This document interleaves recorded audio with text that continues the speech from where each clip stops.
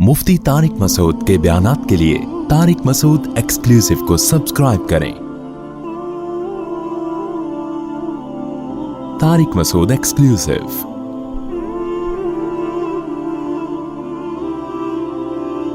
बादाम खरीद के बादाम खाओगे तो खाने के लिए मुंह में दांत है नहीं, ना उससे अब पठान होटल के पराठे खा सकते हो। वो मजा भी कब है? जवानी में। और अगर नकली दांत लगवा लोगे चबाने के लिए तो मैदे में तो दांत नहीं होते, वो तो बूढ़ा हो गया। क्या ख्याल है भाई? तो बुढ़ापे में तो खाने पीने की सलाहियत ही क्या हो जाती है? बोलो ना, खत्म। बुढ़ापे में जिस चीज की जरूरत थी वो तो है नहीं, वो थी औलाद। बुढ़ापे में इंसान को सबसे ज्यादा जरूरत किस चीज की होती है? औलाद की होती है, कि वो आपका गम दूर करे, आपकी तन्हाई दूर करे, कुछ बैठ के कहानियां सुन लिया करे आपसे पुरानी।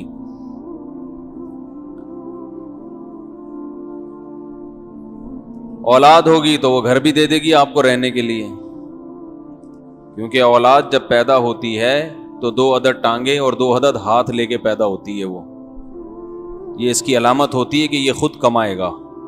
समझ में नहीं आ रही मेरा ख्याल है। ये इसकी अलामत होती है कि ये थोड़ा सा इसको जवान होने दो, ये खुद खाएगा और खुद कमाएगा।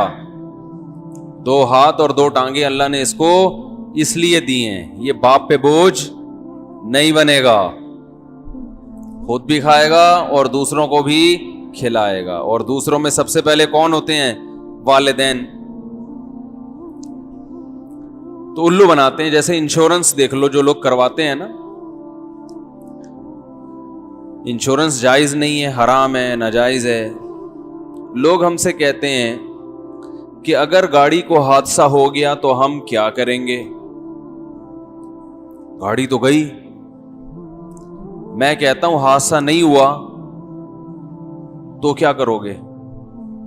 कह रहे कुछ भी नहीं, कोई नुकसान ही नहीं है। क्यों नहीं है नुकसान? जो आपने किस्तें जमा की हैं हर महीने गाड़ी की इंश्योरेंस के लिए, वो किस्तें आपकी क्या हो रही हैं? बोलो ना भाई, जाया हो रही हैं।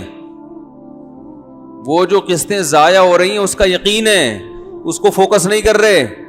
100 में से 1 गाड़ी को हादसा होता है, उस एक पे एक समझ रहे कि मेरी गाड़ी को होगा। दौर मीडिया का है ना, उल्लू बनाने का। मीडिया का दौर नहीं है, दौर उल्लू बनाने का है। लोग बेवकूफ है, कहते हैं मीडिया का दौर है, असल में उल्लू बनाने का दौर है, चाहे मीडिया के जरिए हो या किसी और तरीके से हो।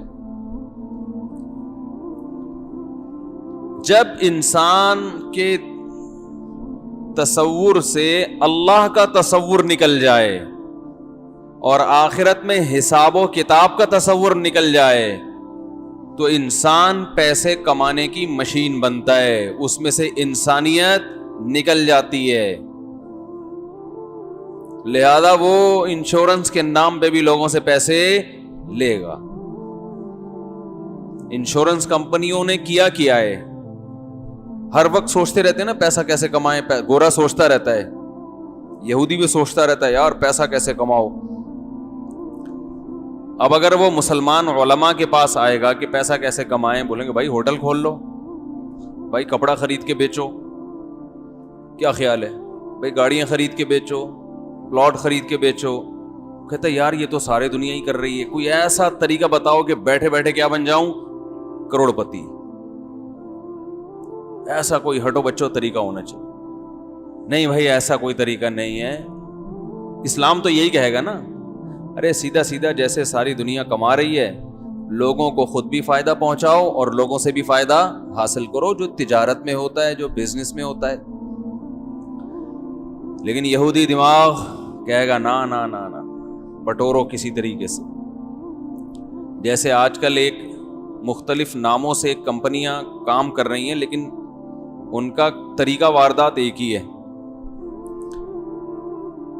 वो तरीका वारदात ये है, मैं एक दफ़ा गोल्डन की के नाम से कोई कंपनी थी یا اسی سے ملتا جلتا کوئی نام ہوگا. ایسا نہ کوئی گولڈن کی کمپنی واقعی جائز کام کر رہی ہو, آپ اس پہ فتویٰ لگا دیں.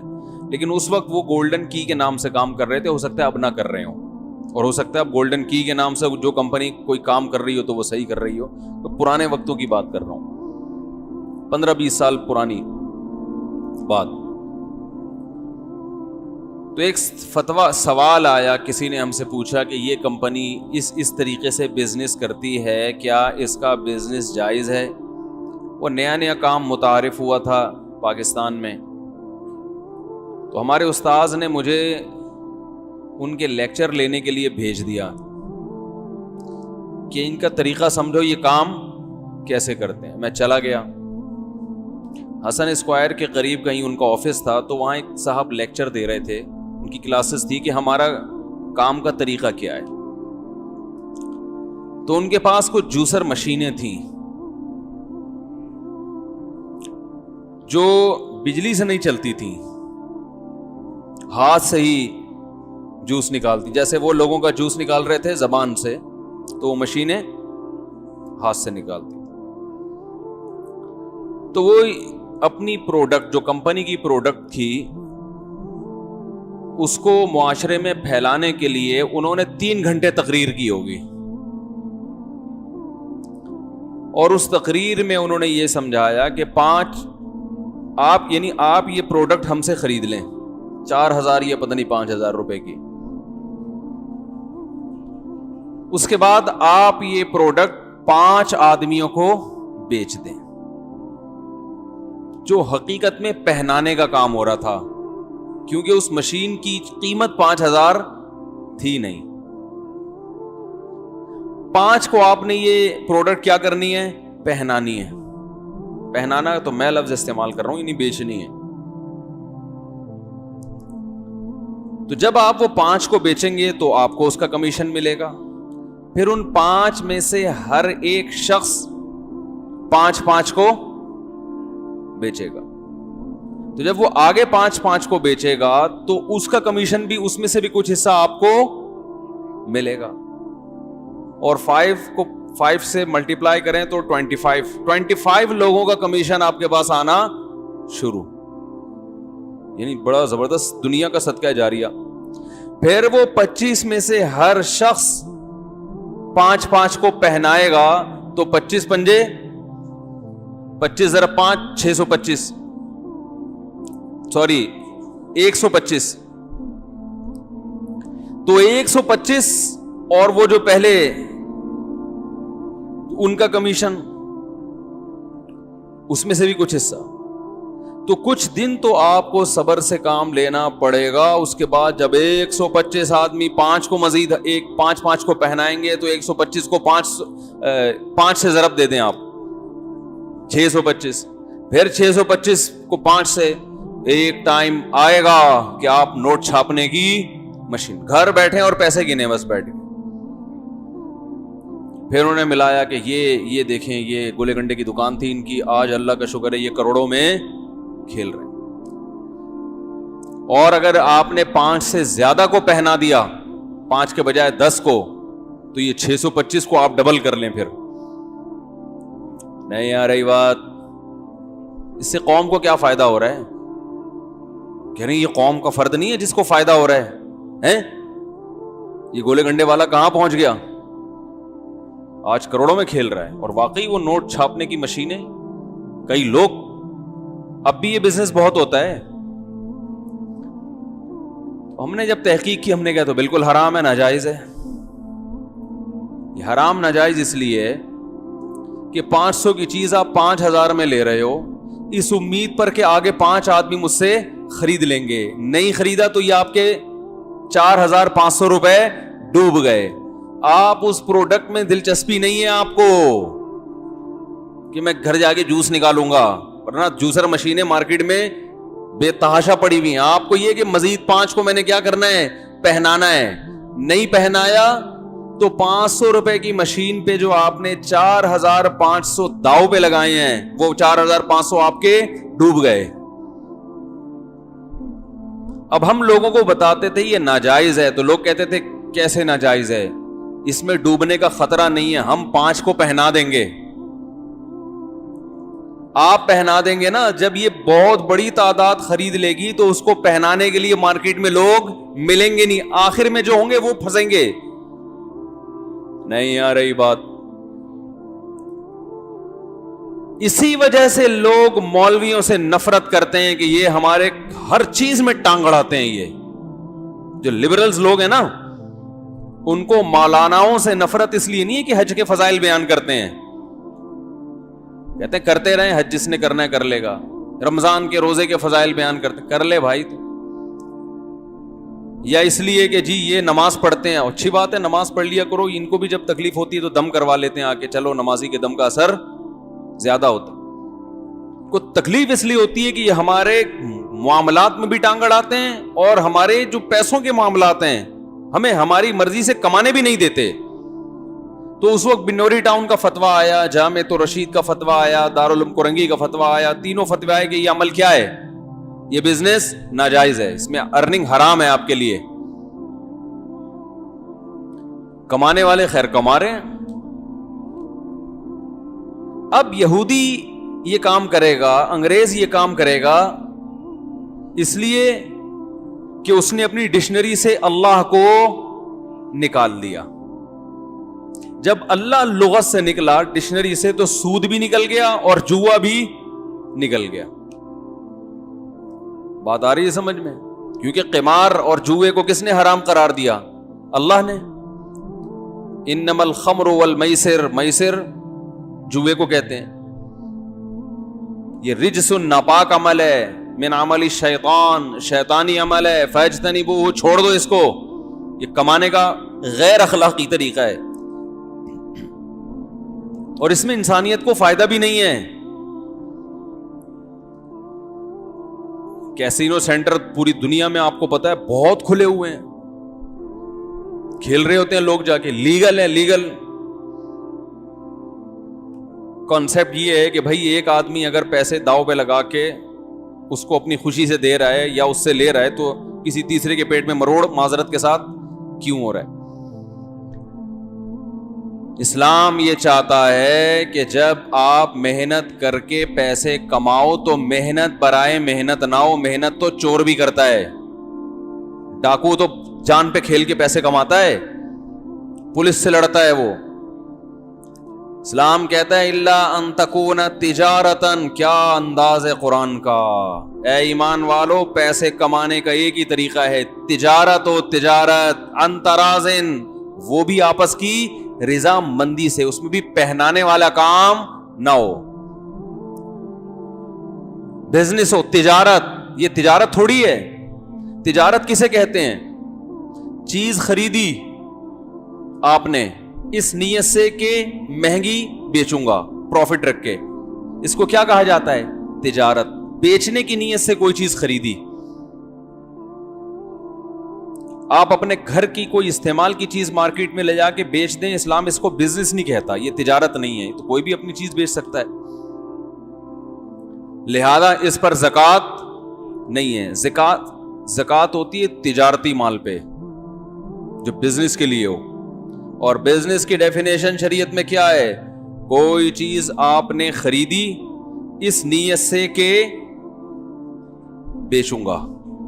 اس عمل کو کیا کہا جاتا ہے اسلام کی ٹرم میں؟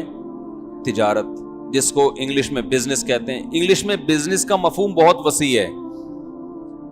آپ کی گاڑیاں رینٹ پہ چل رہی ہیں, انگلش میں اس کو بھی بزنس کہتے ہیں, مگر اسلام میں اس کو بزنس نہیں کہتے. اسلام میں بزنس یعنی تجارت یہ ہوگی کہ گاڑی خریدی آپ نے بیچنے کے لیے, گاڑی رینٹ پہ چلوا رہے ہو تو یہ بزنس, ویسے تو بزنس ہے یہ, لیکن جو اسلام کی ایک ٹرم ہے نا تجارت, یہ وہ تجارت نہیں ہے. تو اللہ نے فرمایا تجارت ہونی چاہیے, جوا اور سود نہیں ہونا چاہیے. اور تجارت بھی عن ترازن, آپس کی مکمل رضا کے ساتھ. ترازی باب تفاعل, دونوں طرف. کیا مطلب؟ اس میں پہنانے کا عمل, یہ ذرا سی بھی دو نمبری یا چھپانے کا عمل نہیں ہونا چاہیے. فقہائے کرام نے تجارت کے جو اصول بیان کیے ہیں نا قرآن و حدیث سے مستنبط کر کے نکال کے، اس سے پتہ چلتا ہے کہ اسلام میں کتنی شفافیت ہے۔ آج ہم دوسروں کی تعریفیں کرتے ہیں، انگریز ایسے، انگریز ایسے، بھائی وہ لیگل کام تو کرتے ہیں مگر ان کے ہاں غلط چیزوں کو ہی لیگل کیا ہوا ہے، صحیح ہے نا؟ وہ برائی نہیں کرتے، اس لیے کہ بہت سی برائیوں کو انہوں نے برائی کی فہرست میں نکال دیا۔ زنا کو انہوں نے الاؤ کر دیا تو اب وہ برائی رہی نہیں ہے۔ عجیب بات ہے یار، برائی نہیں کر، وہ شراب پیتے ہیں تو کیوں نہیں برا کرتے؟ ان کے ہاں وہ برا نہیں ہے، اس لیے کہ شراب کیا ہے؟ لیگل ہے۔ یہ تو زیادہ بڑی برائی ہو گئی نا۔ سود ایک برائی ہے، جوا ایک برائی ہے، مگر اس کو کیا کر دیا؟ لیگل۔ تو اسلام نے جو تجارت کے اصول بیان کیے، آپ ہدایہ اٹھا کے دیکھیں، کتاب الہدایہ،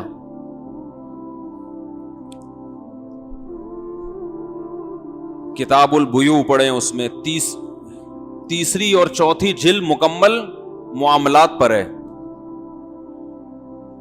یعنی اسلامی تاریخ میں جو اسلامی قانون لکھا گیا ہے نا، اسلامی قانون 1/4 تقریباً 1/4 عبادات پر ہے، 1/4 نکاح طلاق اور میاں بیوی کے احکام پر ہے، اور 2 حصے یعنی آدھا وہ کس پر ہے؟ خرید و فروخت اور معاملات پر، مالی معاملات پر۔ نہیں آ رہی بات؟ نہیں آ رہی میرا خیال۔ یعنی آدھا اسلام جو قانونی شکل میں لکھا گیا ہے نا، جو لاز لکھے گئے ہیں، اس میں جب کتابیں لکھی گئی ہیں تو وہ ان میں سے آدھا صرف کس کو فوکس کر رہا ہے؟ پیسوں کے معاملات کو۔ تبھی آپ کو مفتی مارکیٹ میں آپ کو مفتیان کرام نماز کے مسائل بتانے والے ملیں گے، اور طلاق کے مسائل بتانے والے بھی، لیکن تجارتی معاملات میں مسائل بتانے والے آپ کو مفتی کم ملیں گے، کیونکہ بہت بڑا حصہ ہے، اسے بہت پڑھنا پڑتا ہے۔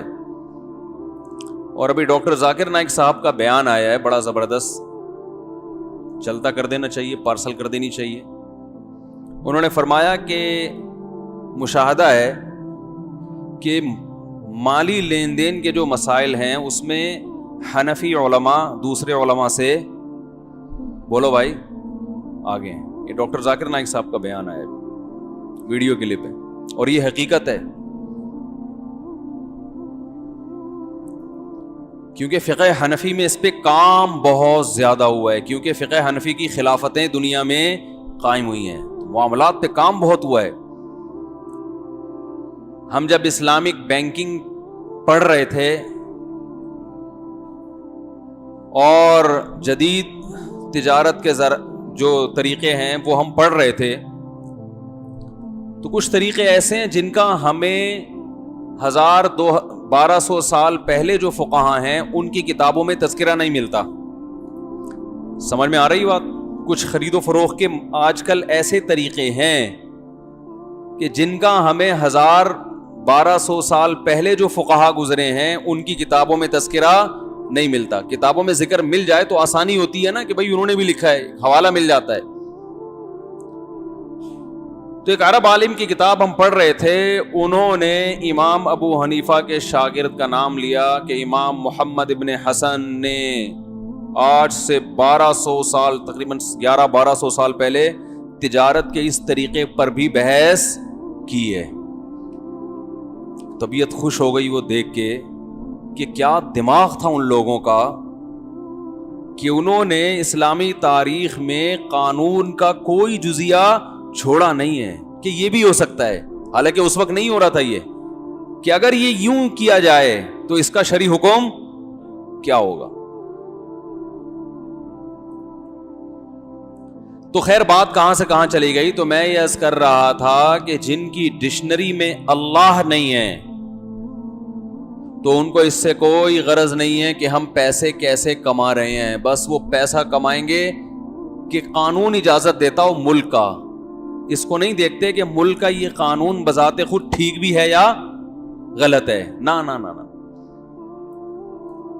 مثال کے طور پر باپ مر جائے تو پیسہ کس کو ملنا چاہیے؟ اولاد کو. یہ نیچر بھی یہی کہتی ہے, فطرت بھی یہی کہتی ہے, اسلام بھی یہی کہتا ہے. لیکن جن کی ڈکشنری میں اللہ نہیں ہے ان کے ہاں بسا اوقات اولاد کو پیسہ نہیں ملتا. گورنمنٹ کے بیت المال میں پیسہ چلا جاتا ہے. آپ کا پیسہ کس کے پاس چلا جائے گا؟ حکومت کے پاس, کہ اس نے کوئی وصیت نہیں کی تھی کہ کس کو دینا ہے, لہذا کہاں جائے گا؟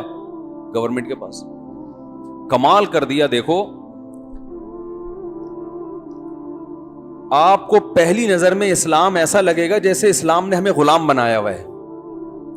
پہلی نظر میں آپ گہرائی میں جاؤ گے نا تو آپ کو پتا چلے گا اسلام نے ہمیں لوگوں کی غلامی سے بچایا ہوا ہے. اور جو حکومتیں سیکولر ہیں, لبرل ہیں, انہوں نے اپنا غلام عوام کو بنایا ہوا ہے. حقیقت یہ ہے.